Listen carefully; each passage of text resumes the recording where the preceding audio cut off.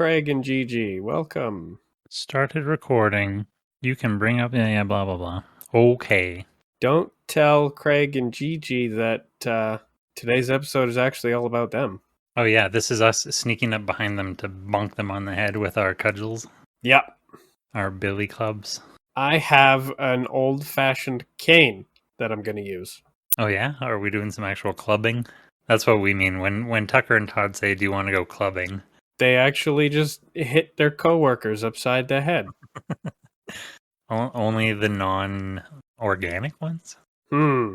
Jury's out on whether Stan qualifies as organic or not. Are we hitting Craig, Stan too? I have no idea, but if we're gonna divide our coworkers up by organic and inorganic, then we might as well. Yeah, I guess might as well classify everybody, including Stan. Does Stan have a digestive tract? I have never looked, and I never want to. I figured his guts were made of fluffin. That doesn't mean they don't work. True, and cotton is an organic material. Stan's biology is probably... Yeah, I take it back. Let's never explore Stan's biology, because it's probably horrifying. I don't know. I feel like now we have to do a going inside Stan thing. It's Lovecraftian. I guess so. Stan's biology is Lovecraftian, and I don't want to go in there. We'll get Columbo to explain it to us later. It would be like the birds and the bees, but a horror version. I actually kind of like that. That's very interesting. Yeah, a horror version of the birds and the bees. What would it be? It'd be like the Wolverines and the Honey Badgers. Yes, I was thinking even like more horror, some sort of like tarot bird thing, and like and a cicada killer, like some sort of like abyss wasp. The squids and the assassin bugs. Yeah. The squids and the assassin bugs. Have you ever seen those assassin bugs? They're fucking horrifying. Oh, is this a specific thing that I need to look up now? Assassin bug. Yo. What the fuck? Is this real? What am I looking at? Yeah, they've got like a proboscis. It's like a fucking dagger. Oh, I was like... They grab you and then they stab you. I'm looking at something that has... do they collect their, like, zombies on their backs or something? What am I looking at? Where their corpse is. Whoa. Jesus, the absurd creature of the week. The ferocious bug that sucks prey dry and wears it. Yeah, okay. That's officially going in the horrifying... It's like a bin. Mad Max bug. Yeah. That's pretty fucking metal. This is a Sugar and Bones song. Yeah. Squids and the assassin bugs. That's crazy. Okay, well, that's a research dump I'm going to have to do later. We wear your corpses as armor. Chitter, chitter. The chitter part of all of that is actually what bothered me the most. What a weird way to start this Wired article. If one thing is true about human beings, from the Mayans to the Chinese to the Celts, is that we just can't help decapitating our enemies and putting their disembodied heads to good use. So basically, categorical condemnation of all people as being brutal savages. Yeah, even a broken human is right twice a day. Checks out. We were just talking about this. Yeah, putting heads on sticks, wearing corpses as armor. Yeah, you know how commonplace that is. The heads on sticks, yes. The corpse armor thing, that never really worked out.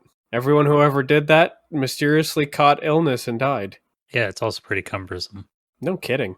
All the dead weight. That's a joke worth making a Tucker and Todd thing. Hey everybody, welcome to Snideful. Welcome. Willkommen. Willkommen to Snideful. Now I'm going to have to write a whole little song. That's the little Duloc is a Happy Place song. Willkommen to I don't know how to make that fit that theme. We'll have to work around it. Willkommen to the sperm bank is a place where you tug your balls and make the O face. All right, this is already proven to be too successful. Todd, we're going to reassign you now.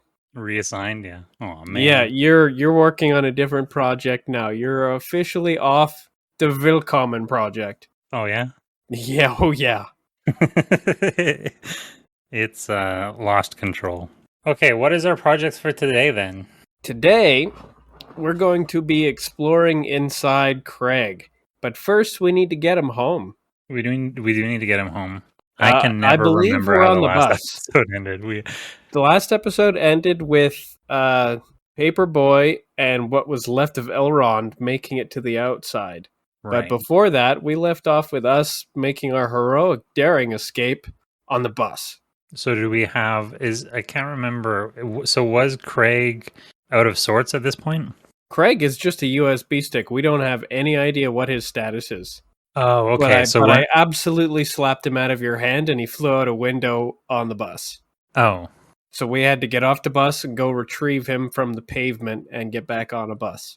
is that how did that happen last time, or is that how this episode is starting? Is us That like that happened watching the last bus? time, but I Okay. do think we could absolutely afford to pull one of those in the last episode of the Tucker and Todd show and do like a quick recap of dramatic music of us escaping the building as it's on fire and certain parts of it are self-destructing, and then we get on the bus and the dramatic music is over and it's just us sitting on a bus. I kind of like the idea, since you mentioned like last time on Tucker and Todd, is if the last time on Tucker and Todd is something that it was totally something that is totally irrelevant to what actually happened last time. Oh, on the last episode of Tucker and Todd, this happened. How it relates to this, we'll never tell. Yeah, it's like a tense family shouting like Thanksgiving dinner scene. I was With actually thinking on the last episode of the Tucker and Todd show, it just shows like straight woman like meticulously making peanut butter and jam sandwich and humming in along. in the motel room. Yeah, and it's just that, and then it's like, and now for our feature presentation. That's actually pretty funny. Yeah, it's just I like that. apropos of nothing. That is what happened last episode, but wasn't depicted. Yeah. In the Okay, I like last episode, this thing that has no relation to anything that happened that episode or this episode happened. I think we did have one like tension break moment in the last episode where we cut to a straight woman in the motel still thinking that we're like gone with doing our Abaddon thing. Yes, we did. So it could be a reference to that. Yeah, she could be like just humming along, just doing house chores. Organizing her what's it called? Magic the Gathering cards. Oh, Or yeah. actually organizing her American Psycho cards. Could even be doing a montage of some of the things that she's doing. There she is sure. making a sandwich. There she is just like vacuuming. There she is organizing her card collection. We got a Friday night reservation at Dorsia. Want to keep those together. And then some sort of text says we now continue or whatever.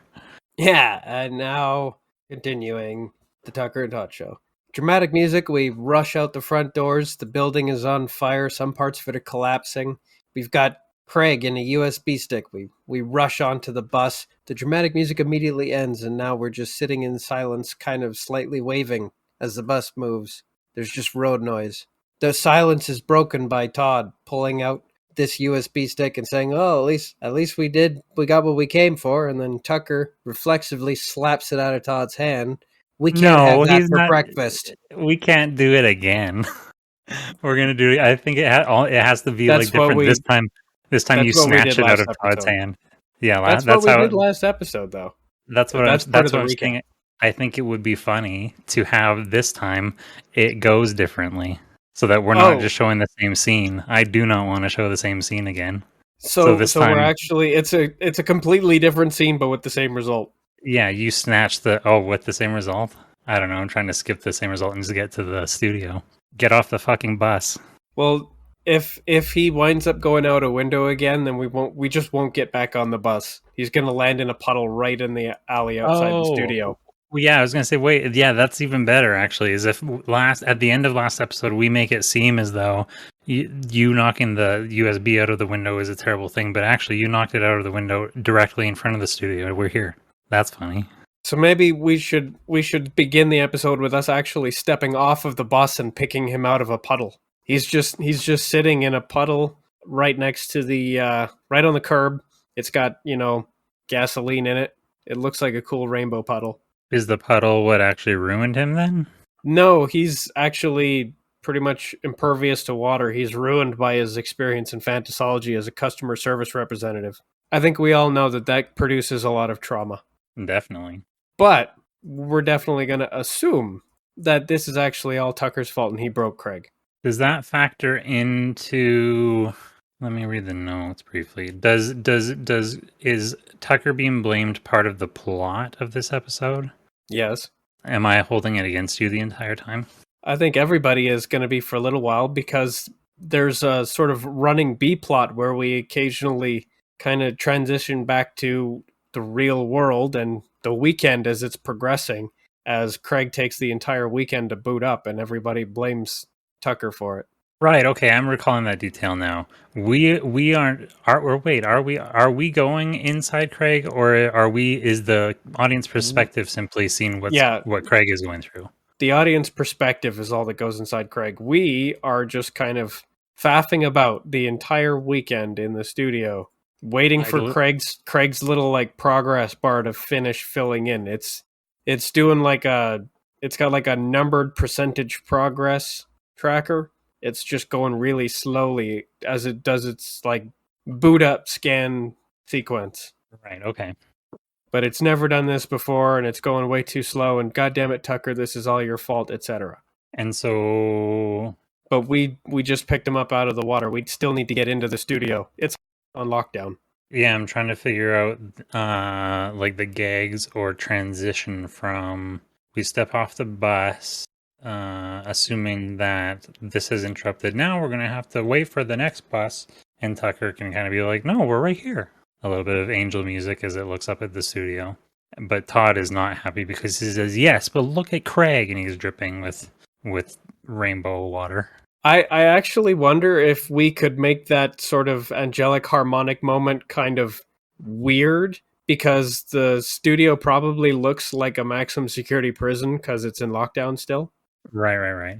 We're here, and then it's just like a sort of subversion of the harmonic chorus. Like what's it called? Doom, not doom, but like a dirge. Yeah, like those dread notes, or like some like flailing tuba or something. Yeah, exactly. Well, but we're here. But look at Craig. Yeah, he's fine. He's fine. Just wipe him off on Tucker's shirt. Probably only makes Craig dirtier. I was gonna say, you're getting blood on him. Did Tucker have blood on his shirt? Were we around any sort of massacre at the end of that escape?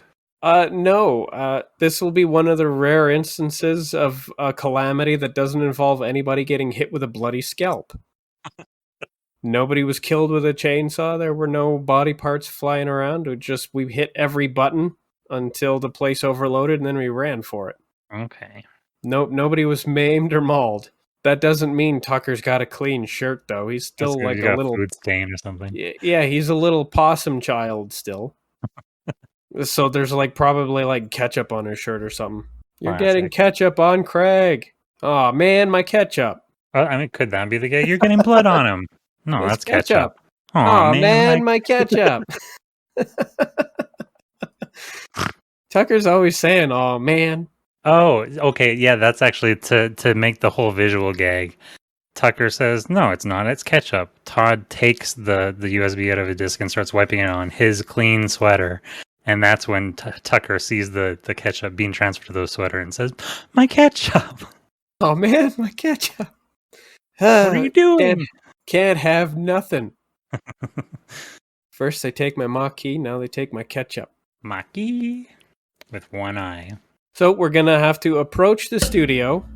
Fortunately, there's like a scanning doodad at the side door, the little security door, that will probably recognize Craig even if he's just dormant in a USB. Yeah, I like that. That makes sense, being as it was his lockdown procedure. Yes. Now, in our original incarnation of this idea, there was somebody still inside of the studio the whole time that just never let us in. It was Stan. And what was the premise of never let us in? Had we been trying to get in? I think we have. We were trying to get in. We had been trying to get in, And then we finally do, and Stan's like, "Oh, hey, somebody was here earlier and knocked." Oh, originally when Craig talked to us through the intercom, I remember. Yeah. Yeah, I don't in our new version, I don't think we ever tried to get in. We never even made it to the trying to get in part.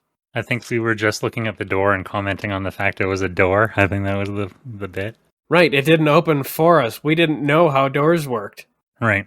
That was actually a gag that came back later because we tried to push open a pull door thinking that that's just how doors worked. Keep pulling, Todd. That's how we learned. Yes, now we know how doors work until we I'm have sorry. to deal with one that has a turning handle. I'm sorry. I do not pull doors. That's just how I was raised. Yeah, we only push or wait for them to open for us. So we make it in. Is the studio totally empty now? I'm pretty sure we took Stan with us last time now. So I believe he was with us for our trip in the bus. I think that was part of the plan. Yeah, because didn't we talk about him carrying Cody in a fishbowl? Oh yeah, he's got him in like a backpack. He's providing snarky commentary the whole way. Oh, that's great because we don't even necessarily have to write snarky commentary. We can just have him whispering it behind his hand to Cody, and they can snicker, and then we move on to the next thing. These kids. So yeah, we have them with us now. So yeah, I think it is empty. Okay, are Is there Columbo any? there now? Nah. Yeah. Although it would be kind of funny if he was, and he's just been like, "I've been here the entire time, just watching everything happen." Very strange, guys. Very weird. Sad. Fake news. Very sad. Very sad. No, I think it should be empty, except for maybe a couple of automated defenses that are also deactivated with the USB stick. But now comes a moment of truth where we try to plug him back into what's basically his computer body. Right. Because normally when we plug him into his computer body, he boots right up and he just wakes up. This time, nothing happens. I'm trying to remember. Was he in Wally form at this point? I'm pretty sure he is still in his computer box form. When we went to visit the Butterfly Effect Agency, we crossed the beams between two different realities and accidentally fused a cardboard box with a highly sophisticated computer, and we wound up with a cardboard computer. Okay. And we haven't given him a new body since then. So we're trying to plug that computer in? Yes, we're plugging the USB stick into the cardboard USB port of this computer body that's made of cardboard. Okay. That somehow still works. Use your imagination.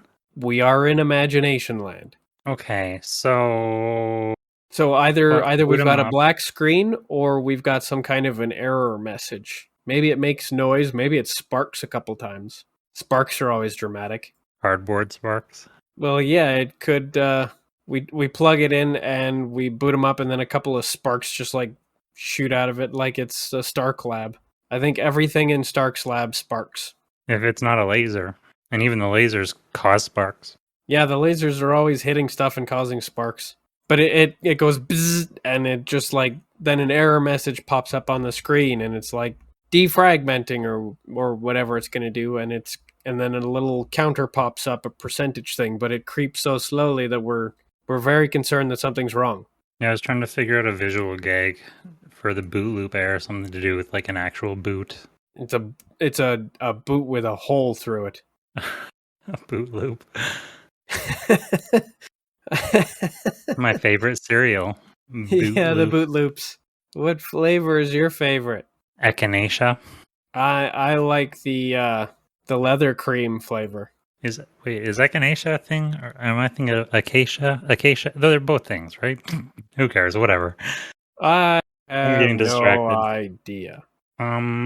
Yeah, do we have I guess not every single thing that occurs needs to be a gag. He sparks. We're like, whoa, we've never seen that before.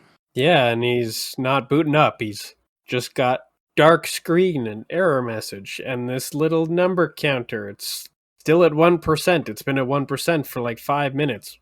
Maybe I'm going back fixating. I'm sitting there. I've been very whatever. The boot can just be like a cute sad face boot. It's got a little thermometer in its mouth. Oh, Boot error. and the calf, I want to call it a calf shaft section of the boot is Yeah. droopy. Yeah, exactly. It's It's limp. got a little band-aid on it. It's not feeling well. And then the progress bar starts slowly, 0.1%. Yeah, super goes up. slowly. It's probably got like 20 decimal points, and it's actually showing the long form. How many points we are away from getting to 2%. That's a lot of decimal points. Yeah. Stan and Cody are with us. So Stan naturally says something snarky about how we broke Craig. Good job. I imagine Tucker's quite defensive about that. Yeah, I'm trying to think. Way to go, fellas. First you break his heart, because we did ruin his girlfriend. Then you broke his soul, or broke his body, or something like that. All right, we lost him his job. We lost him his girl. Man, Really poor put Craig. him through the ringer. Is this entire show just about Craig's adversity? And maybe it does end up being he ends up being everybody's favorite character. We don't pay him. We've abducted him. We've lost him his other attempts at gainful employment and career advancement. We've cost him romance. We cost him his dignity. Yeah. Does he get anything? Mostly he just gets called Dickface. Brutal. Brutal. He passes the butter. Yeah. So we start blaming again. Yes, then it probably devolves into like a little arguing match that is going to get kind of slowly dulled out. Like one of the sparks catches on the oil stain on Tucker's shirt, and then he flies into a rage at Todd for "that was my oil stain" or whatever. My ketchup. That was my oil stain. You know how expensive oil is right now. We can't waste it. I was saving that, and it's burning my ketchup. Tucker, you filthy little animal. Ludicrous. Tucker's a filthy little animal. Disgusting. Yeah, absolutely disgusting. But their argument, their heated exchange slowly gets kind of tuned out. It becomes quiet and dull as the camera focuses on Craig's screen. It zooms in until the screen is the screen. And then it's gonna continue to zoom in until we're inside Craig and riding along his circuit boards like one of Jimmy Neutron's brain blasts. Well, I'm glad we're just abandoning that. That's great. The argument? Yeah. Well, just get right out of it. Yeah, I see no way or reason to conclude it. So it's time to go inside of Craig. So in we go. I was gonna say, do we do one of those corny things where like the once it goes through so much sound processing being inside the machine that whatever creatures live inside there are like the gods are angry. It's thunder and lightning. I don't know. Interesting. The voices kind of echo inside of the interior components. Yeah, maybe. But they grow further and further away, more and more distant, as we reach the core, the whatever little mainframe that happens to store Craig's identity. He's got himself a little Iron Man thing. An Iron Man thing? Yeah, an Iron Man thing. What is this? Oh, the little. He's got like an Iron Man heart, just like in the center of his cardboard computer body. Yeah, the beacon. That's where Craig is kept when his USB stick is slotted in. Right. It's like his soul, and it's dim and flickering. Something is wrong, and in we go into the thing. Right. Yeah, into the thing. Yeah. So the screen becomes bright, like it's the start of a Halo mission, blinding every time. Hate it. And then it slowly fades away, and then there's the scene. We're inside of probably a fairly plain location. I want to take that for half a second, because if you were playing Halo, you were playing it at nighttime in the dark after you had been either drinking or smoking or whatever. I see that somebody has a similar experience to me. Yeah, you were basically in like in a crack house. Yeah. Playing Halo in the middle of the night. Yep. It's like 1 a.m. There hasn't been a light on in 6 hours. Yeah, tone that shit down. We're a case of beer in. We've been in a dark place because this is an alien installation that's like abandoned for who knows how many thousands of years. It's dark in here. It's dark in the room we're playing it in. And next thing you know, we have a scene transition where the screen is bright white, and it's just like we've been flashbanged. Maximum white, yeah. Don't do that, games. Maybe that was supposed to be part of the experience. Yeah, flashbang. You're in war, soldier. It's just like that. Yeah, precisely. And so that's what we're going to do to the audience, I guess. They fly into the flickering, glowing heart of Craig, and the screen goes white, and then it fades into something tolerable, and it's a totally different scene. Where are they? Are they in the English countryside? Are they at a... It's Craig, of course. Craig's main piece is the protagonist. He doesn't know who he is. Journey of discovery to resemble himself. Okay, so I forget. Was there a landing on the Wicked Witch thing that we were doing? I don't know if we did, but I think it would be super funny if we did.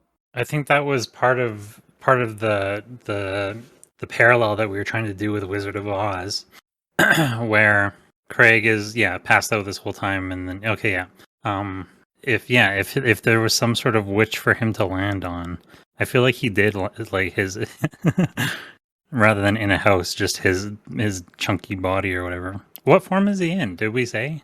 I think he should actually be in his original form, as like the man with the search bar for a head. Yeah. And the question mark should be really pronounced because he does not know who he is. But we're doing like an Inside Out Wizard of Oz Tron meets WandaVision thing here. It's lots of things, yeah. So we've got lots of room to make references. What is Split? That is the multiple personality film that followed Unbreakable. I remember now. Although when you said multiple personality, although I suppose they didn't all get assembled into one personality. They just created a new one that was a monster. What was that Michael Keaton movie where he was multiple people? Was it called Multiplicity? Yeah, there's Multiplicity. That's like irrelevant. Getting distracted by things. Getting distracted by Michael Keaton. I guess it's not irrelevant because that's what we're doing. We're doing the multiple Craig thing. Yes, and it is a quest to reassemble himself because his memories are scattered throughout this place. Right. And not just his memories, but like his processing power. So he's actually like performance throttled by the absence of some of these missing pieces. So whatever scene we're in, it has like a fairly short draw distance before it actually falls apart into like empty wireframe vertices and stuff. Right. So the area's not loaded. But wherever he is, I suppose he could have easily dropped a house on someone. But who? Oh, that's interesting. Well, now, did he drop a house on someone, or did he happen to just show up in a place where there was a house on someone incident? Oh, I think it would be funny then in that case if he just kind of stumbles upon the scene after there's been a house falling calamity. It actually turns out that the house fell on a guide, somebody who could have shown him around. The person who would have been most helpful. I just immediately flashed to he lands and there's some sort of altercation going on, and Gruff, actually, it's like similar to Francis type guy. He's like, he's the one, he did it, and everybody points and gasps, and the police run over to arrest Craig, and somebody in the crowd yells, "No, he didn't! I saw. He's the one who pushed the house on her," or something like that.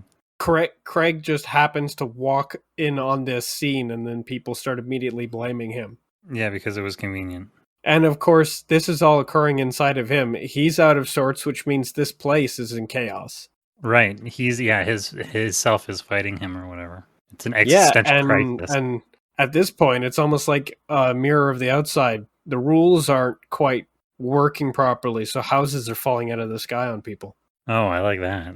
Yeah, so things will stabilize. Things will stabilize as we put more Craig together. But for right now, things are crazy. So another house falls on one of the cops who has Craig's arm. I like that. And then the other cop is like, I saw it that time. Yeah, and you saw that I had nothing to do with it, officer. Witchcraft. Yeah, witchcraft. Oh, I see. We've gone back. We're definitely in a time period. This might be a good, actually, since we have this contentious moment, this might be a good way to introduce our, what's he called? What's it called? Scarecrow character, because I was dead set on making a straw man argument joke. If we're having some sort of altercation involving the law, that might be a good time for a person who makes straw man arguments to show up. That would be our Australian friend who is a bro from the beginning. A bro from the beginning? Yes, he's the only one of the sort of divided Craig pieces that readily joins up. We're forming an adventuring party after all, and he's the only one who's like, "Sure, I'll go with you." Do you recall the circumstances under which we originally made that happen? I'm pretty sure we just met him, and he's like, "I'll go with you. Where are you going?" Stumbled upon him. Yeah, and he's just like, I like the cut of your jib. I think I'll follow you around. It's the other components of Craig that require a bit of convincing. So does that mean I have a feeling that if we're having an altercation, that's the perfect opportunity for this guy to intervene and be like, now, officer, I saw it. It was him. And he points to somebody else. And then the cops go after that guy, and then we quickly hurry out of there. So he comes in kind of slick and smooth. He's a charismatic fellow. Yeah, he's Australian. That's not my wife. That's not the guy. This is the guy. Yeah. Holds him up. We made it. Yeah, holds him up and just kind of sets him down. What? The cops pounce on him. Get him. I mean, it turns into a dust cloud of billy clubs. Billy clubs, feet. I think we're in the Victorian era. Oh, are we? I forgot about that aspect. Yeah, we're going through various eras of time. Because one of the characters we meet is a butter churn. I remember that. I remember being very focused on the butter churn. So should we try to make the Craig iterations more logical to the time period and like scenario that they're in? Because I think last time we came up with the personalities first and then slotted them into scenarios. Should we base the personality on the scenario? Try, did you say? Let's try. So if we are in like a Victorian era, should we have more so all of these characters that have been in this situation? Yeah, I wasn't even thinking about it. I was imagining some sort of fantasy realm. But if it's all Victorian and they're all, so have we landed in what's it called? An estate? What's it called? An abbey? For sure we're outside somewhere, but we could definitely be outside of an abbey. Right, because you said countryside, right? Yes, and we've got houses falling on people.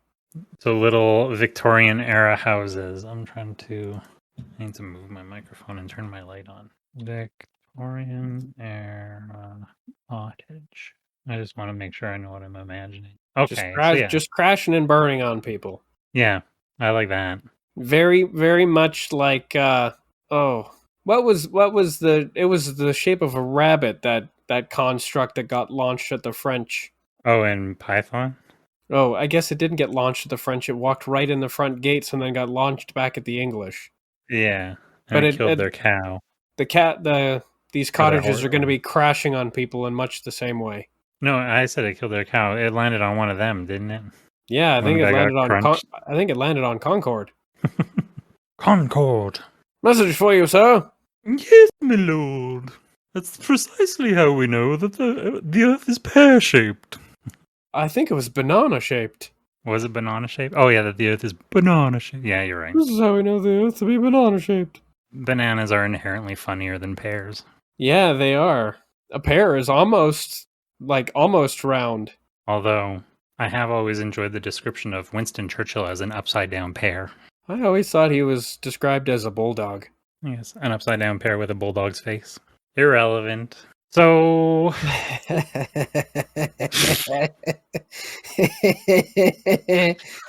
He's a bulldog. Okay. Now, we can definitely include some fantasy realm elements in this because, after all, this is still technically just Craig's imagination, and right now it's running wild without any kind of boundaries. And also, once this particular straw man component of Craig joins the party, we're going to actually be leaving some of the Victorian era stuff behind. Right.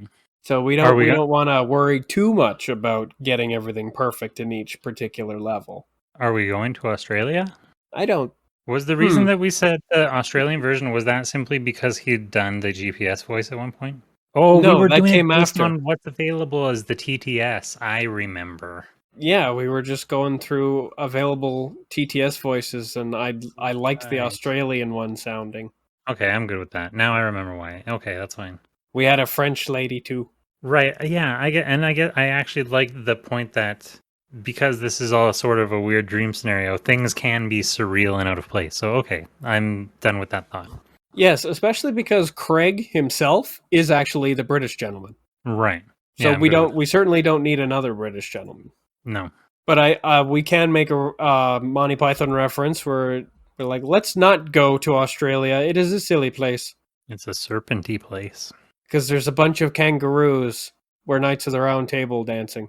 Oh, that's funny. Oh no, it's all the Looney Tunes boxing kangaroos. Yeah, and they're all doing the Monty Python Knights dance on the tables. Okay, I'm good with that. On second thought, let's not go to Camelot. It is a silly place. And the Australian Craig is like, fair enough. Yeah, that checks out. Yeah. It's a fair cop. So instead, they take not a yellow brick road, but just a shitty dirt road. No, if you recall, it's a very specific kind of road. This is the British countryside. I 2 hours later, yeah, I don't want to do that. Okay, and we end up in the diner from there? Do we go straight from there to a diner, or do we go to maybe a Parisian cafe to meet our French person? Is that where we find so this would Actually, be the no. Tin Man. You know what? I've changed. We don't want to find a French person in Paris. We found an Australian person in the English countryside. It's time to find a French person in a similarly inappropriate place to find them, which means the English countryside. Morocco. Oh. There's nowhere more inappropriate for the French to be than in the English countryside. So maybe it's. Oh, but I do want to go to a cafe or a diner. But the Americana cafe might be jumping forward a little too much. Oh, that seems like a level 3 instead of a level 2. Do we take a boat? Does he take a boat from the UK to America? And on the boat is where he meets the Frenchman? Oh, I like that. I like that as a transition. And actually, this is going to be a little reference for me. He's not actually French, he's Belgian, and he's called the Belgian. Is he called the Belgian, or is he called the Frenchman? And he's like, actually, I'm Belgian. Oh, that's better. I like that. Yeah, it's like everybody calling this Norwegian guy the Swede. Yeah, no, I love that. Actually, I'm Norwegian. And very indignantly, yeah. So everybody calls this Belgian guy the Frenchman. Do we have a Belgian TTS? No, but we have a French one. And that's actually a funnier joke. Okay, that's much funnier. Actually, I'm Belgian. Okay, but you sound French. Craig is immediately like suspicious. I don't know. So, no, the Australian one sounds French to me, buddy. He just kind of squints. I don't know. I don't think this guy's on the level. Sounds French. Damn, I wish there was. I'll call you the Frenchman. I'm trying to think of a nationality that rhymes with. Can't think of one. Craig, please. What's it called? Censor this. Censor this, Craig. Yeah, that's not a. Oh my gosh. Oh, that's worse than that's actually worse than what I said about your Jerry impression in the episode that was the prototype for this. I can't remember. I said the impression wasn't exactly 6 minutes later. Okay, so this Australian guy, he gets us out of this situation. That's not the guy. This is the guy. And he gets us out of that situation, and we start running for it. The world kind of loads before us as we run, so that this wireframe model fills in, and then it kind of unloads behind us. So there's nobody to chase us. they get de-rezzed. Something. We're immediately like, oh, that's cool. It's chasing us. Don't immediately realize how this system works, so we just run away from whatever that is.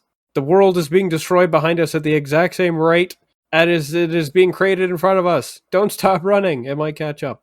Oh, Cray looks back and sees the world being destroyed behind him, is terrified and bolts forward even faster. It's only getting faster. Takes a moment, but our Australian friend is cool, and he informs us that that's just a memory issue. Does he explain? This makes perfect sense to Craig. Do we explain that we need to get to the coast, or do we do like a time phase transition? Oh, is this the point where we check in with what's going on in the real world? If this is the point where we make a transition, I think it might actually be the part where we take an ad break because it's 1 hour in. Yeah, let's do that. So once again, we're switching stuff around, but I'm okay with that. Okay, stage 2 and stage 3 just got swapped. You never know how long things are going to take. No, and some things might take less time. So, we're doing our ad break. We're having an interview with Maki. Yeah. Okay. So we're in our old-fashioned, criminally underused interview studio. Very excited. Oh, very excited. I can't wait to get more time spent in there. It's a shame. It's going to be over so fast, what with this hostile takeover. Okay, so how should this play out? I guess I should open up a document. And do I want to do it in Notion? I feel, even though things are so editable, I feel weird making a draft in Notion. I feel like Notion is only for perfect things. I mean, I look at my terrible tonight's episode notes. That's a draft if I ever saw one. Okay. This is for Maki interview. I kind of like to just include stuff that I'm working on in there. Who's in it? I assume our Maki guy, is the main crew. Yeah, the guy who saved the show in the little ad we did. The guy who kicked in the door, I assume it's him. Yeah, he's sort of the spokesperson. I'm interested the mascot. on this. Definitely, yeah, the mascot, but Mr. Maki himself. But we're also establishing Mint as sort of like the den mom of the other cones. So I'm curious to know if they have any sort of tension when he takes the center stage during the interview. Okay, so it's Maki and the entire crew is there with him? Yeah, I think it probably should be. They're all there to promote their album. I should. Okay, then instead of standard talk show style, where we have chairs, like the big comfy chair, and then we have the desk with the interviewer. Yeah. We're gonna do it podcast style, where we're all gathered around one table, and they're on opposite side from us. Well, I'm actually trying to think now, because you and I are going to be Tucker and Todd. Actually, maybe it should just be Maki, Mint, and Apple, like the main sort of like. Well, yeah, it might be too much to get the entire crew out. Yeah. Actually, the entire crew can be there, like backstage, and they can be part of the ones causing havoc. They're constantly pulling Mint's attention away, and they're the ones that are like taking over. They're the gremlins in the back.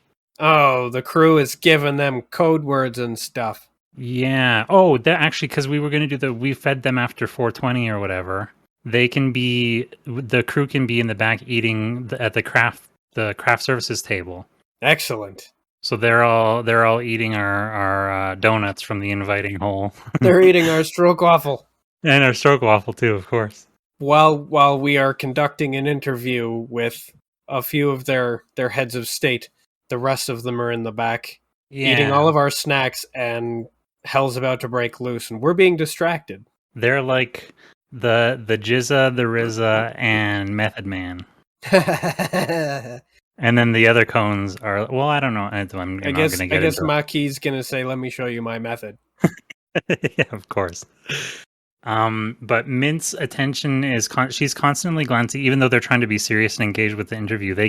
She keeps glancing to the back, and at one point there's like a big clanging, and Maki and Mint kind of whisper to each other, and then there's a huge, like, crazy animalistic noise, and that's when Mint is like, excuse me, do you have food back there? And we're like, yeah, of course, there's a craft services table is open for everyone.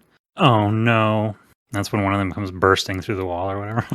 Does that mean that their hostile takeover is actually an accident? They didn't plan it? I think they didn't plan it. So it's a crime of opportunity. Maquis takes the opportunity to take over because, well, everything's been totally Right. disrupted. So there's a couple ways to play this. Then there was the original proposed joke of they start Rube Goldberging like Mr. Magooing the studio, and then Tucker and Todd are jealous because that's their thing. But the other possibility, shining them in a positive light, perhaps more chance would be was once they show up, they turn the place into like a party zone. They start having so much fun that other people show up and want to party, and Tucker and Todd, that's not their scene, as we've established. So we just leave. That's how it's a passive takeover. I like that better. They just kind of without planning to or even trying to, they wind up shifting us out. Yeah, they fun us out of the room. Yeah, you can't make me have fun. And as such, we become supplanted. So they come by for an interview. We actually have such a great time. Viewership goes up that they don't leave. They just stay and party. And they party so well and so fun that suddenly everybody in town starts showing up. There's a line forming out the door. Who hired this bouncer? I don't know. Turns out it's the Fargo cops. Not the Fargo cops. I was going to say the news is covering it. It appears that Tucker and Todd, the notorious duo, have been phased out of their own show. Oh, I think the news first says that we've suddenly become popular and everyone is heading to our studio as a party destination. And then next thing you know, looks like we've left our own party. The dumpster fire with ratings of 0, known as the Tucker and Todd Show, is finding sudden surging success. in popularity. Yeah, and so the place is bouncing. Oh, literally bouncing. I'm reading my notes here. It is now referred to as the Maquis Show. Yeah, the Maquis Studio and the Maquis Show. Oh, and that it cuts to Tucker and Todd watching the news on their little 9-inch television, like crying. No. Oh yeah, but it's all staticky. Tucker's holding the rabbit ears. Yeah, that's fine. His arm's getting tired and it starts getting staticky. Todd's like, no, arms up. You ever had to do that as a kid for a parent? I did. No.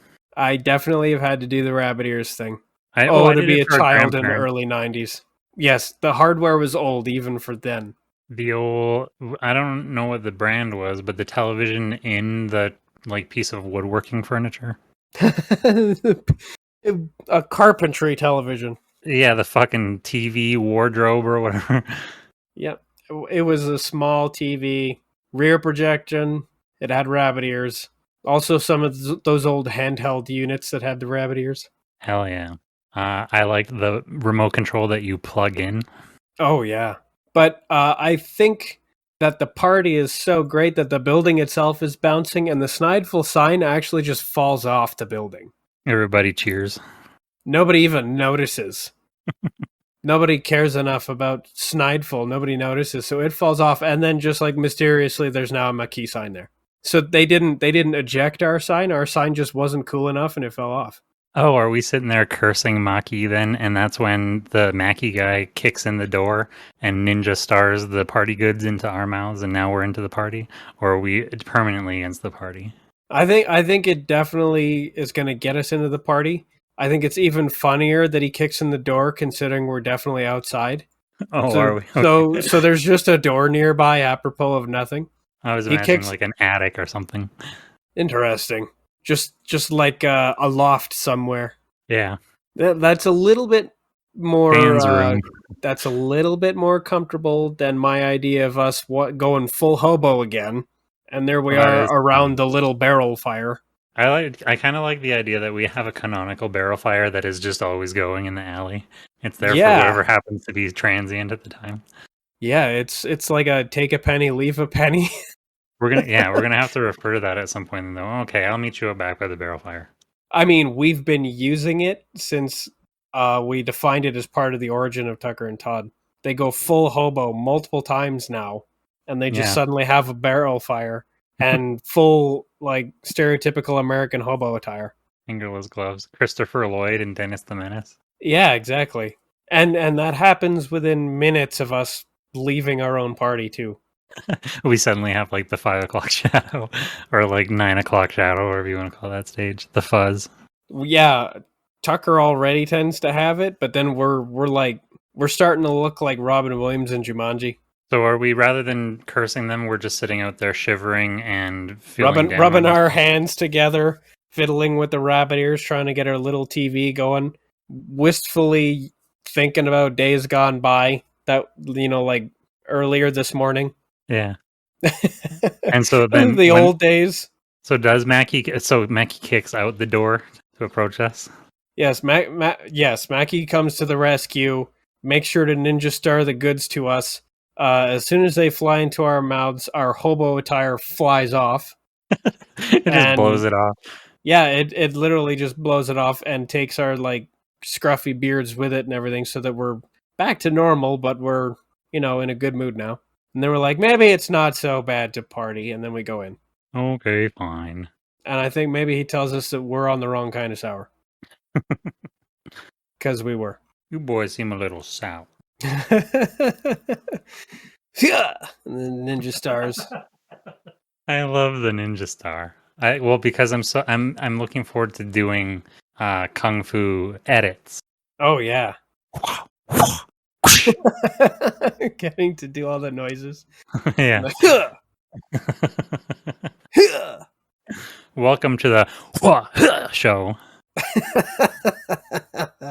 That's Okay. just what we do now. It is. So I think- yeah, the passive takeover is over, I suppose. But maybe when we walk in, that is when we start giving them snacks, and they're like, "Oh no, did you feed them? It's after 4:20," and that's when gremlins start happening, and the studio, like whatever camera happens to be watching everything, gets knocked over and it's static, and that's the end of the ad. It ends on a Gremlins cliffhanger. I like that. Yeah. So like everything turned out better than expected. We're back into the party, and then oh no, you fed them after 4:20. Goblins and shit everywhere now, and just this ah. And that could be sort of a fourth wall break, like they do in Gremlins 2. The gremlin cone bursts through the movie theater screen and then runs away. Yeah, I think one of them looks directly into the camera and does his evil little gerbil laugh, and then flips it over, and then it's static, and that's the end of the ad.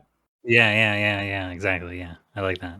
So we get kicked out. Well, I guess we just like leave. We come back, everything's okay, and then suddenly everything's chaos again. Just another Tuesday at the studio in Snideful. Definitely. I guess we're renovating again. I hope that one's in the insurance. Goblins. Yep, checks out. The insurance goblins. I love that. Oh, speaking of goblins and like really offensive portrayals, how about Harry Potter's goblins? Yeah, them too. Why does everybody do this? Grip hook. They might as well have just been a bunch of Wattos. That is maybe a skit that's worth doing. A bank. A bank full of photos. I'm putting that in Discord right this very second. Oh my Lord. You bring in some gold coins and they sniff them with the Watto noses. I'm trying to figure out how you would have to spin. That's real gold. How do you spin that? Do you have J.K. Rowling sitting there going, yes, good.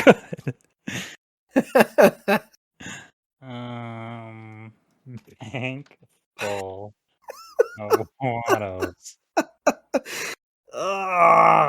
If you know, you know. They got great big piles of gold coins and they're just Wattos. Watto Giggle Star Wars. I love how that tenor.com link was like, the URL actually includes the word Jew. Does it? Where does this? Oh, Jew Watto Giggle Star Wars. Oh my GIF. God, that means because it's literally called Jew Watto GIF. That's how they wrote it. Yep. Well done.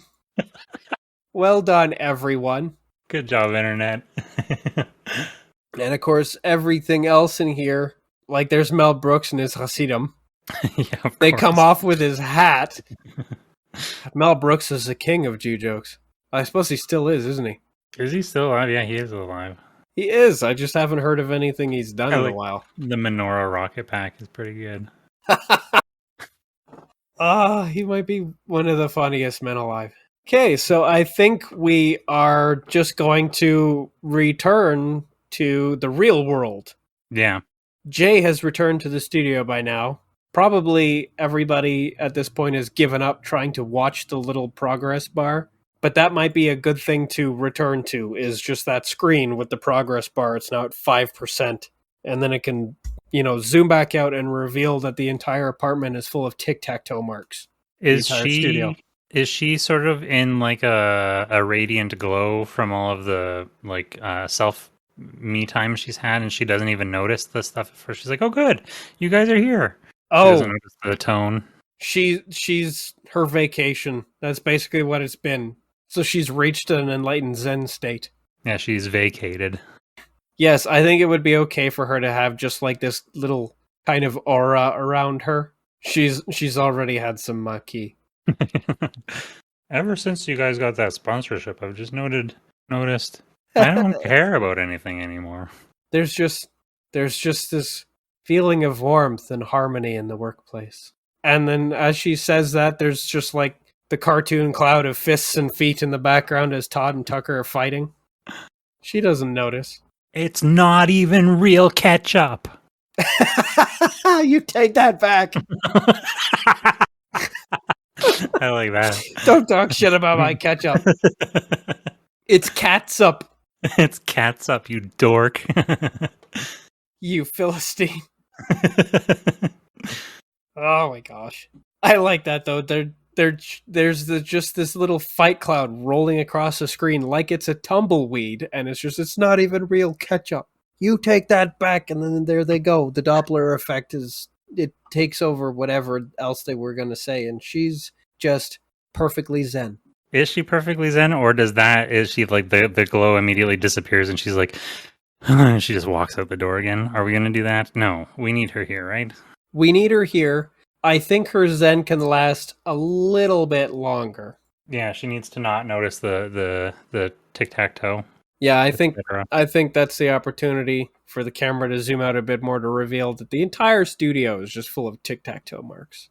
Oh, do we do that? Is that actually what clues her in? Is she notices a game of tic-tac-toe that's unfinished? She finishes it, and then she looks slightly to the left, and then more and more to the left, and then everywhere. Oh, like that scene with Eddie Murphy where he sees he's like the kid's made a mess in the bathroom, and he's looking down, looking at the walls, and then he looks up at the ceiling in horror. Yeah. Daddy Daycare. Yeah, that's the one, Daddy Daycare. Yeah. That it's just this reveal. He's like looking over there. That's bad. Looks over there. That's worse. Looks down. That's terrible. Looks up. What a nightmare. And that I guess you need that that violin horror string too. Just like Oh, of course. With every turn to look at a new direction, it becomes more dramatic, and then it can zoom out and show that the entire place is full of X's and O's and ketchup. And so very authoritatively, she just shouts out, "Boys!" Yeah, the aura almost blows off like our hobo outfits did. She takes a deep breath and it just like fizzles away, and then we're getting yelled at. Explain this. And then Tucker's like, "You mean plane this?" No. That would be a terrible Tucker joke. You just hear the audience boo. I like that. Oh, come on. Fine. We move on. Do we do gag? Boo! Oh, enough from the peanut gallery. Cut to several peanuts booing. Oh, nice. The peanuts, we ain't get no respect. Rodney Dangerfield peanuts. Yeah. Even as a peanut, I get no respect. We need to move on from the peanuts. And there we are. We explain the situation to Jay. We're bored waiting for Craig to boot up. Well, how long has it been like this? At least 100 hours. Yeah. Well, what time did you get back? 100 hours ago. At least 100 hours ago. It turns out that it's been like this for 45 minutes. So in 45 minutes, we've managed to trash the entire studio. Does somebody point that out somehow? Stan and Cody are probably perfectly happy to say, we got here about 45 minutes ago. He just looks up from his magazine. He points to the microwave, which has been counting down for 45 minutes. There's smoke coming out of it. Cody is on the couch next to Stan playing his Game Boy Color, because that's what he was doing last episode. Right. He's just got a little Game Boy Color. Tap, tap, tap, click, click, click. He's happy. He's engaged. He's thriving. So does Stan even look up from his magazine to announce that it's been 45 minutes? Nope. It's been 45 minutes. He just says it without, as he turns a page, like lick a thumb, turn a page. It's been 45 minutes. I like him, the dispassionate tattletale. Yeah, just totally dispassionate, detached. And that's Tucker, of course, is going to say, whatever, 100 hours, 45 minutes, same thing. Like a dad in a teen thriller from the 90s. Doesn't look up from what he's doing, but just points out that his daughters are lying or whatever. Oh, yeah. That I know energy. exactly what kind of dad You know you're what I'm talking about. Yeah. That's his only line in the whole film. Yeah. But it sparks an important moment, a realization. And after he gets yelled at, he's like, I just live here. That's literally the writers being like, dads are heroes. Nobody gives us any respect. Dad just says it like it is. Yeah, solves the whole plot with an aphorism. Well, maybe if you just XYZ. Yes, that is Stan in that moment. And so that causes Jay to direct her attention to the booting up Craig computer sequence. I think now is when the internet should go down. Ooh. Or not necessarily down, but Craig is using up all the bandwidth, so it's as good as down. There's no internet to spare. So we start bathing? We get so bored, we clean the studio. Oh, that's good. Time lapse. So we got bored from messing it up. Now we're going to clean it up. But I think rather than show us cleaning it up or any of that, it's time to go back into Craig. Definitely. To the sounds of us complaining about having to clean it up. Yeah, somebody, yes. Jay is going to just insist that we start cleaning this up now. And the boys will be like, well, I don't think so. I think what I'm going to do is watch the YouTubes. And then our videos won't load. Well, how are we supposed to make reactions? Todd kind of starts itching. He says, actually, remember what happened last time? Oh, yeah. Pulls on his shirt collar. So we go inside Craig again, and then we're on the boat? Yes, we're just going to appear on the boat. And is it like a full fancy galleon? I was thinking like a steamer ship. It's got private bunks. There's 30 passengers. The steamer ship, like the first ones to go bring colonists to America. Yeah, but surely there was still steamer ships in the 1900s. Yes, but we want to go to America. We want to go to America. Yep. So we're going to take a colonist ship to America. Oh, that's it. It's called the SS Colonist. The SS Colonizer. Yeah, that's more on the nose, yeah. Yeah. The SS Colonial Power. Some kind of colonial joke. Manifest Destiny. Oh, I like that one. The HMS Manifest Destiny. Got like a little logo on it. It's just like a whip. Can we have somebody still make a on-the-nose reference? Like a kid goes, what does that mean? And somebody says, that means we're going to replace the Redskins. I think that means we're going to displace the natives. Yeah. We're going to despoil and displace. I like that. Matter of factly, we're going to despoil and displace the native population. Oh, okay. And then somebody just rubs Timmy's head. Oh, Timmy. My little capitalist. Your curious nature makes us all happy and feel good. And especially the part where you're too stupid to question anything we tell you. Do we progress to a scene in which Craig and co are meeting with the Frenchman, I should say? Frenchman. I think that this ship has nobody else on it except for the Frenchman. Okay. So we're totally alone on this ship, with the exception of our Australian friend, which means we need to talk to the captain. And the captain turns out to be the Frenchman. Oh, that works. Were we going to ask the captain, where is the Frenchman? Ah, it is I. They call me the Frenchman, but I am Belgian. The Australian says, If you want to get to America, we need to talk to the Frenchman. The Frenchman knows who we need to meet in America. Hmm. How do you know that? Because that's what the plot requires. Oh, he pulls out his script. It says so on page 5. Yep, that it does. Okay, that checks out. That's in the plot. Because there's no reason we can't have plot contrivances inside of Craig's little fantasy land. Of course. It Some says of them here we can need be- to find it's yeah, it says here on page 5 that we need to find the Frenchman in order to progress. What is that? It's a strategy guide. Oh, I After all, like this that. is a game. He's Yeah. got the strategy guide. Remember them old Prima strategy guides? I remember strategy guides. Yes, I do. I needed one to get through. Oh, what was it called? Was it called Brat? There were a lot of games that required strategy games. That's why TV Tropes calls it Guide Dang It. God dang it. So yes, he pulls out the strategy guide and he says, it says here we need to talk to the Frenchman. Well, I guess the only person on the ship is the captain, isn't he? Well, we'll ask him. It is I. I'm Belgian. Our Australian friend doesn't buy it. That's not the guy. No, we did that already. Elbow.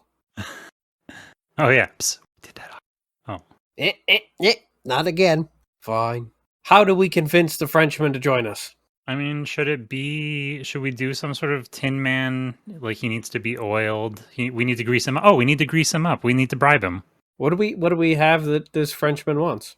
A baguette. Is there anything that our Australian friend might have that the Frenchman might want? Oh, that would be interesting. As I Google, what do Belgians? Oh, right. I keep forgetting he's Belgian. What's the word when you... Oh, covet. What do Belgians covet? That's a funny Google search. What do Belgians COVID? No, what do Belgians covet? Oh, he wants waffles. Oh, and we're like, well, we have Belgian stroke waffle. The most prized of them all. God's waffle. Mon Dieu. I mean, whatever's Belgian. What? Do they speak Flemish in Belgium? Is that what it is? Should he have a couple of French slips? Belgian, I swear I'm Belgian. No, I told you I am not French. Oh, can't you tell from my outrageous accent, you silly king? All right, That's so we kinda make funny. this guy up some waffles. That shouldn't be too hard. We give him some stroke waffle. Our Australian friend just always has some. Oh, wait. So is Australian Craig a man or a machine? I'm thinking that they should probably all just be guys. Dang it. It would have been cool if he was a waffle iron. Oh, can he just become a waffle iron for a minute? Maybe. Or can maybe he use original Craig's search bar as a waffle iron? Oh, interesting. Stick waffle stuff into it and just like pinch it shut? Oh, does his search bar have functionality? Yeah. He's Craig. They can search for anything that's in Craigslist.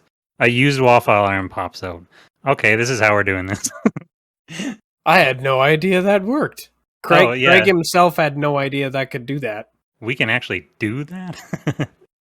Oh, it's I the don't big- know. I just typed it and it worked. I didn't know you couldn't do that. So instead of typing in waffles, they type in a waffle iron and a waffle recipe and they just make them themselves. Yeah. So even though they've gone the easy way, they still took the hardest of the easy ways. Yep. I mean, Okay, well, they're not geniuses. well, you can't. Well, I don't know. Can you buy waffles on Craigslist? No, we already tried that. Oh yeah, literally. It went terribly. That's how we got Craig in the first place. That's so funny. We should have just tried to get a used waffle iron. Ah, damn it. That's so good. I wish, as they type in waffles on the search bar, like Tucker and Todd reach down from the heavens and like, no! Or I like was thinking that Craig would actually have like a weird glitch flicker himself and just like have an instinctive PTSD response where he says, no, let's not anything search but for that. waffles. Anything but that. Or maybe it just like returns an error. I like that. I can't let you do that. I can't do that, Dave. I can't let you do that. Okay. A HAL 9000 error. I think that would work just fine. Yeah. He tries it a couple of times. First time it's like error, search invalid. He tries it again. Search impossible. Tries it again. Stop doing that. That's Okay, I funny. guess we're searching for something else. Search denied. So they search for the waffle iron, and he just spits it out of his search bar. I survived. What have you done? Just coughing. Oh, that sounded very strange. Only little bits of it came through, so it actually sounded like you were either getting into a fight or churning butter. That would be pretty crazy if I just like that. I got like house invaded while we were recording the podcast. Somebody swatted Todd. Just got my ass kicked. Yeah, you just got suplexed by the police. You consider yourself lucky if you didn't get shot. That's funny. Okay, so we grease this guy up with waffle. Yes, we grease this guy up with waffles. He agrees to join us, and that causes like a whole level reload where the boat kind of disintegrates, but an entire landmass kind of develops beneath us, and we're just in America. Like one turns into the other. Yeah, we've progressed to the next level just like that. Do they notice? Like, does Craig like look like glance around in shock? Like, what happened? Craig looks around, slightly surprised. Everybody else seems perfectly okay with this, so he probably says nothing. Just like, nothing? Anybody? Okay then. Moving on. Now they are in. Yes, now they're in America. This is probably when they have their first encounter with Gigi. Is it the 50s then? Yes, they're not yet in the diner, but they're getting bothered by Gigi. It's time for Gigi to accost them. They're gonna conclude that Gigi is their enemy. Gigi's just a pawn. Did we say what form she was in? Gigi will be determined to find the final piece, controlled by the true. I don't think we ever decided on a form for Gigi. I guess we'll have to design one. And it can't just be female Craig, because a female Craig is actually the final enemy. Right. A British lady. So this could just be random teenage girl. Yeah, that shouldn't be too hard to figure out. Sassy teenage girl. Punch that into any random image generator. Yeah. So we meet her outside. So does she take us to the diner? No, we're just walking through. There's only one path. It's a linear progression story this time. So there's only one road and it leads right to the diner. She's going to accost us outside of it and be a very sassy teen girl, as she is, prone to doing. She will taunt us a second time. Was it this? No, the British lady, that's the evil witch. And so, I'm trying to think of I can't remember if we came up with this at all. Did we try to come up with a cowardly lion? I don't think we came up with a lion parallel. I don't think we did. Unless that's our jukebox friend. Well, it's the jukebox friend. Was the jukebox friend just a gag? Or are we interacting with that character? I thought it was one of the Craigs. Okay. I mean, it could definitely be one of the Craigs, just like currently as a jukebox. He can do the transformer noise and become just like a Craig guy. I'm trying to remember. Is this the order of the things that we encounter her outside the diner and then progress to the diner with her? The initial way, we actually encountered the evil queen outside the diner, scared her off, and then we took refuge in the diner. We didn't bring her with us. She was the enemy. Right. The inclusion of Gigi is new. Okay. Oh, so we're trying to figure out how to work Gigi in. Okay. Yes, Gigi does have to be worked in. She is in there in Craig's psyche. And the only way I can think of is that she's an antagonist that we're going to turn into our side. We have to free her from the evil queen so that she can join us, because we need her help to beat the evil queen. Oh, that's interesting. That actually and I guess that would make sense since she has the executive functions of Craig as an AI. That the evil queen would she has backdoor passes. Yeah, the evil queen would turn her into her right hand lady. She's basically enslaved Gigi. Gigi doesn't necessarily want to be on her team, but she is a cowardly lion and is afraid to oppose her. Makes perfect sense. We fail to intimidate her. She's more afraid of the evil queen than she is of us. That's interesting. Does the evil queen look like Queen Bey? Interesting. I was thinking that the evil queen just looked like a female version of Craig. Right. Queen Bey is how we keep getting Gigi onto our side. So if the evil queen actually looks like Queen Bey, then that would be why Gigi is so inclined to be on her side. And being that this is like a manifestation of Craig's, I don't know, imagination or whatever, He has a fixation with Gigi's fixation with Queen Bey. Yes, and naturally he would think the Queen Bey is evil. Because yeah, that's interesting. He's got nothing but negative feelings towards Queen Bey. It's just nothing but resentment, and it's manifested into an evil Queen Bey taking the form, or rather, that his most evil self has taken the form of evil Queen Bey. And if you really wanted to get like different levels of psychological analysis or whatever, it's kind of interesting that Craig is fulfilling like the male fantasy of saving Gigi from the person that he determines is like trying to steal her from him. Especially if you consider that that's actually still just an aspect of Craig, so he has to save Gigi from his own a situation of his own making.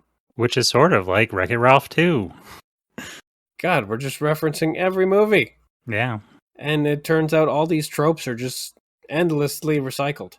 Well, of course, that is my current reference. Yes, this is all Craig's fault, but the only one of these figments that isn't a fragment of Craig is Gigi herself. Right. But she taunts us. I don't know if Craig recognizes her, but he knows that, she's significant. He trusts her. Maybe the strategy guide says so. According to the strategy guide, this is the evil princess. That's interesting. If there's some sort of like role play dialogue option walkthrough in order to get the queen's assistant on your side. I like that. We approach her and Craig tries to engage with her and she's like, "Oh yeah, why should I help you?" And then like 4 dialogue options show up and you have to select which one. He picks one and it's the wrong one and she's like, "Nah." She walks away. Yeah. Yep, she leaves. And they're like, "Oh man, fine." So they go into the diner where there's a jukebox playing. Oh, that's great. Yeah. They need one more of their missing pieces before they're able to kind of twist Gigi's arm. As soon as they step into the diner, there's a record skip and it starts playing a different song. It's Craig's favorite song. We'll have to decide what Craig's favorite song is or just make one. Yeah, I think we'll have to make one. Obviously, it's a Sugar and Bones song.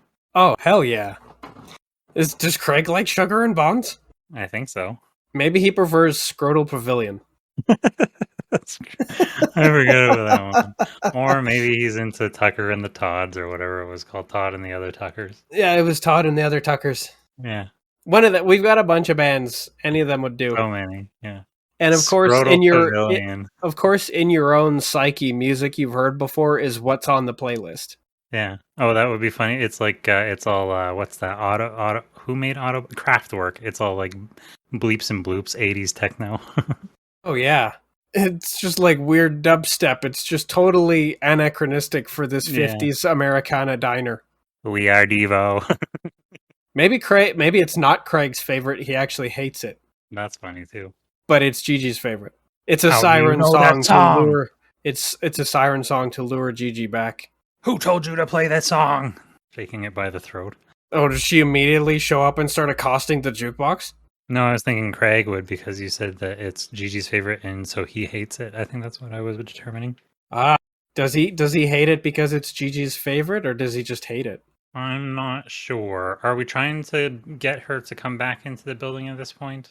In a moment. First we want to actually meet the jukebox. Oh, is it a Queen Bey song? And then that's when we do a second brain blast inside Craig as he has an idea to use Queen Bey as a bargaining chip or whatever with her. He has a spark of inspiration. Yeah, he hears her favorite Queen Bey song and he's like, "Oh my god, I know what to do." Something just unlocks in him. Yeah. One of the dialogue options was Queen Bey related. So suddenly inside of Craig's own imaginary self, his little energy Iron Man heart flickers brighter for a moment. Yeah. He has an idea, an epiphany. Suddenly he has a strategy and he goes up to the jukebox and asks it if it can broadcast this song to, can you broadcast this to the radio? Something of that sort. Or whatever. Yeah. Oh, yeah. On the loudspeakers. What loudspeakers? These loudspeakers. And then suddenly they're just some. Why not? Craig's a lucid dreamer at this point. He's got three. He's got a party of three. He's got more control over the environment now. Oh yeah, that is an aspect of it. I remember. Yes, as stuff is starting to fill out, stability is increasing, and so is his just general put togetherness. Especially because the jukebox is yet another Craig. We have to decide on an accent for this one.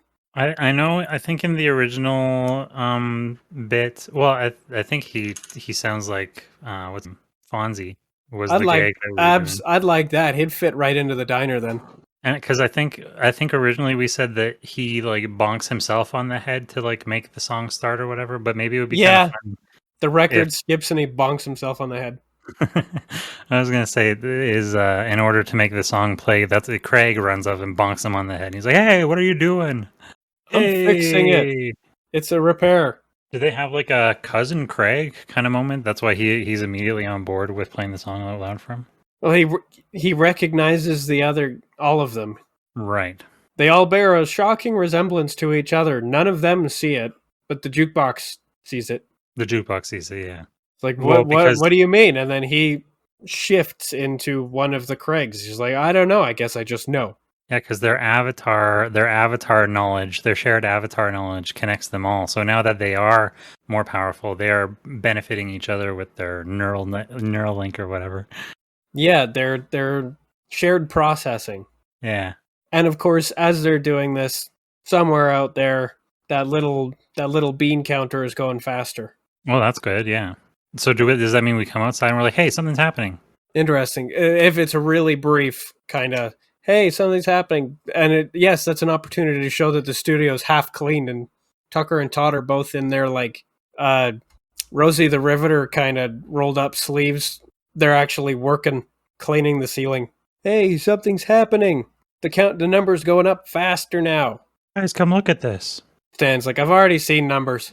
If I never see a number for the rest of my life. What a guy. And then the camera once again focuses on the screen, and then it can immediately transition to everybody staring at the jukebox screen. We're back inside Craig. Okay, somewhere down the line. No, maybe the final boss, but she's actually being controlled by the true final piece, the evil British.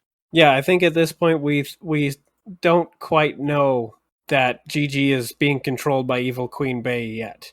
We still haven't even, if we're staring at the jukebox though, we haven't even gotten her back into, have we done the dialogue? No, we haven't gotten, well, we tried the dialogue outside of the diner and she left. We have to bring her back. Yeah. That's what the Queen Bey song on the loudspeakers is all about. We get it to start playing and it skips and then this guy bangs himself on the head. Okay, that's how that works. And then that works, she comes. Yes, she comes crashing through the door. She comes Maquis style, kicking her way through the door. Oh, so somebody starts saying, they look at their watch, how long is this going to... Oh, yeah, the guy should be standing next to the door and be flung away, too. That never stops being funny. Never. Do we establish the guy that gets flung is a dick? Oh, is he just really impatient? He wants to use the jukebox to pick his own song. Wait your turn, guy. Yeah, I like that. He's just being an impatient kind of dick. Are you gonna move? Are you gonna move? Are you gonna move? Excuse me. What did I just watch recently? Oh, Dumb and Dumber with the in the phone booth. But she comes in the door, and that's the opportunity for our jukebox to stop playing music and transition into our fourth Craig. That means we're a party of four, and we now have the juice to kind of use the correct social option because we're just gamifying it. So we just pick the right dialogue options and convince her that it, something to do with Queen Bey being on our team. I feel like now that we have the full team, there has to be an immigrant song type. We're on our way. Yeah, one of those moments. Yeah. I've got something for that I'll send you later.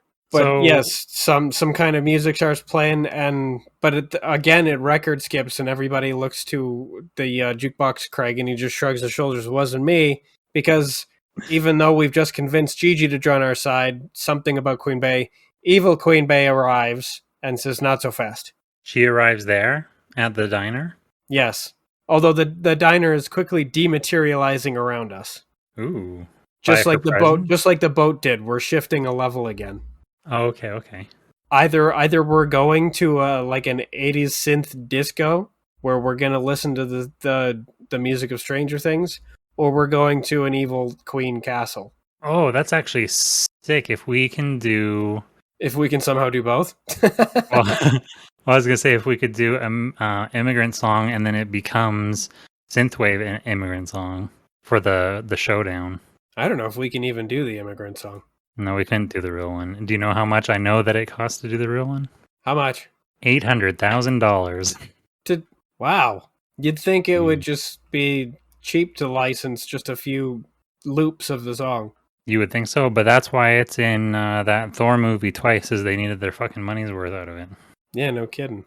But I do like the idea of synthwave immigrant song. I'm really attached to that. But I'm trying to figure it out. So are we going to a dream version of the Fantasology Tower? Where is this like final boss level? I think that would probably be a good place to go as a sort of Craig dream version of the Fantasology Tower. The final boss is of course going to be in a throne in that little computer room that we've already ransacked. And like the aesthetics are like especially nightmarish because he's got like trauma from this place. Oh yeah, everything's got this sort of intense trauma bend to it. All the corners are sharper, all the hallways are longer and narrower, Yeah. all the shadows are darker. It's just the worst possible version of this place. And he's like, ugh, something about this place feels real bad. The echoes of their footfalls sound like mean-spirited laughter. Yeah. They go for a couple of steps, and they're like, this is just awful. Yeah, this is terrible. He goes, they start doing like test steps. There's just one step. What the hell was that? The floor in this place. Just drag your feet, scuff your shoes. Who cares? Just They start don't crawling. step. Yeah, whatever you do, don't step. It's just too spooky.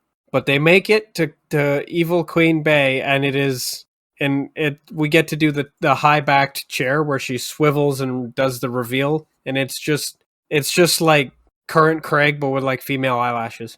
I was gonna say Craig goes seeing it, but I think, or I feel like it would more have to be like a deja vu confused moment, huh? Or is it like, hey, that's my thing? What the? Well, yeah, because that's exactly what Craig did once upon a time, and that's the idea. As they're walking in, Craig's like, this feels familiar, and that's when the chair rolls around. He's like, ah. You have no idea. In the And it's female Craig, and that is the last piece. That is piece 5 of Craig. Do we do this anticlimactic where we defeat her with another speech option? Oh, that's kind of funny. Or do we do the joke that we hinted at previously, and we go full Voltron and all 4 Craigs combine into a super Craig? I think that's cool, but I think it's cool also to maybe not necessarily do speech option, but to use the strategy guide to beat her. That's a thing we didn't have before. Oh yeah, I forgot we had a strategy guide. They can- attempt to do something, and she just like shits up that plan and like, oh shit, quick, consult the strategy guide. Yeah, maybe there's a bug that can be triggered once you go into the Voltron form. Like get into the Voltron. Her attack pattern is easily memorized. You just Something like have to that. avoid this one thing. Or something more modern. It's like what's that thing in I can't remember the proper term for it, but like in certain spot the hitbox, whatever it's called. Like Dark Souls bosses where you can just stay between their legs or whatever. Exploit their hitbox, yeah. Yeah. Hitbox exploit, or like a true bug. Go into Voltron form and then like back up against the southern wall and walk back into the southern wall, and that will immediately defeat the boss. I think that would be pretty funny, but I think it's actually going to have to be Gigi. She's the one who's got all the backdoor protocols. All right. She just had to she's going to have to be convinced again. Well, is that the joke we're going to do then? Is that she has to go through the back door? It's like that Ant-Man thing. You know all the you know all the backdoor protocols, Gigi. She's like, do I have to? All right, I'll take the back door. And of course, there's the yoink, and then the evil Craig. The eyebrows go all wide. Yeah, she. Oh, and then I guess she becomes deactivated. She goes limp in her chair. The strategy guide, the page is torn out. That's why. And then the USB socket or whatever, the back door falls out. Ew. It's censored. Yeah. Yeah. But yes, we've got a Craig Voltron. There's 4 pieces, and there's like an obvious kind of socket for a 5th. Hmm. And once they defeat this evil Queen Bey Craig, then she immediately fills in that 5th slot, and then that's Craig's opportunity to take on Straight Woman's aura from earlier and kind of fuse into his true self. That's cool. And that's when he completes his boot up sequence and comes online. That'll be what it is. We do the Halo bright white thing again, flashbang the audience. His glow takes over the entire screen, and that's when we realize that we're now looking at the bright white of the actual Craig computer screen as it finishes its boot up sequence and loads the home screen. Making good old-fashioned boop boop doop hard drive noises. Yeah, we should clean out those fans. But he makes like a bastardized backwards version of the Windows login sound. Okay. Doot doot doot. And then his eyes open and he's like, ugh, I had the strangest dream. You were there and you were there and you were there. Is anybody paying attention enough to the point that like they notice him coming online, or does he have to like resurrect and like make some sort of noise to get anybody's attention? Oh, interesting. Because I would think that once they start seeing it go faster, they would start checking on it and eventually just like staring at it obsessively. But it's quite possible that they all got bored again. And so everybody's busy doing something else. And Craig wakes up and he has to like, anybody? I guess that would be the threes of them being distracted by conflict. Are they fighting over ketchup again? I was trying to figure out some way of doing that. The first thought I had was that they've actually found a new like form of peace in their relationship, and Tucker is showing Todd how to enjoy shirt ketchup. And Todd is like agreeably like, oh, well, that's actually pretty cool. The finer points of shirt ketchup. Memoir. Oh, that's no, Todd should never have to stoop so low. It's Todd's the animal, and he's still the only one here with standards. That's actually kind of funny if they're arguing about like a super asinine point about like some semantic thing to do with the origin of the etymology of catsup versus ketchup or the ingredients or something like that. It's not even 97 separate ingredients. My gosh. They're just arguing for like the molecular integrity of the ketchup. Yeah, it's just like the banal minutia. All the water is leached out of it. Now it's just crust. It's basically just a reduction of barbecue sauce. It is, though. Yeah. I've got shirt barbecue sauce, too. That's not the point, Tucker. I can put the water back in. See, the gasoline got in. Now it's wet again. Ew. The shirt oil. Tucker's a mess, man. Just a mess. He still hasn't quite recovered from the cancellation of that show they piloted. But Craig does come to life and does Craig comes to life, and actually he has to point out that nobody here was in his dream, because nobody here was in his dream. You weren't there, and you weren't there, and you weren't there. It was great. Does he do a melodramatic? I just had the strangest dream. We're all like, Craig, we rush over. He's like, you weren't there, and you weren't there. I like that. Yeah. You weren't there, you weren't there, you weren't there. It was actually kind of, and then Jay chimes in, peaceful. Because she just had the same experience. They look at each other with yeah. Yeah, they understand each other. They share a knowing look. Same energy. And then this is the opportunity for Stan to like really loudly lick his thumb and turn a page of his magazine. Just kind of almost indignant, telling everybody to shut up so he can read without saying it. Oh, it took like hinting, peace, that sounds nice. Yeah. If only I could have some. Sounds nice, yeah. If only I could have some. Page flip. And there's Cody still just like tappa, tappa, tappa. little like Oh, that'd be funny if 8-bit explosion sounds. Cody is like, I'll have some peas, and we all laugh, and then freeze frame, that's the end of the episode. Everybody's got a big smile on. Oh, Cody with the piano. Yeah, and freeze frame and the credits scroll over us as we're all stuck there. But like we're blinking in the background. Yeah. So everybody's actually just holding pose instead of frozen. Oh, we can even add in the awkward wobbles as they try to stay still. When nobody's looking, Tucker dips a French fry in the shirt ketchup. Do we have time for a quick post-credit sequence of Paperboy and Elrond? Because the last time they were there and Paperboy was starting to absorb Elrond? Paperboy was attacking Elrond during the trip. Then they go through a wormhole, and I believe they crash landed and were separated because Elrond fragmented into 1,000 pieces. Right. Paperboy only got to partially consume him, and they've been separated since the crash.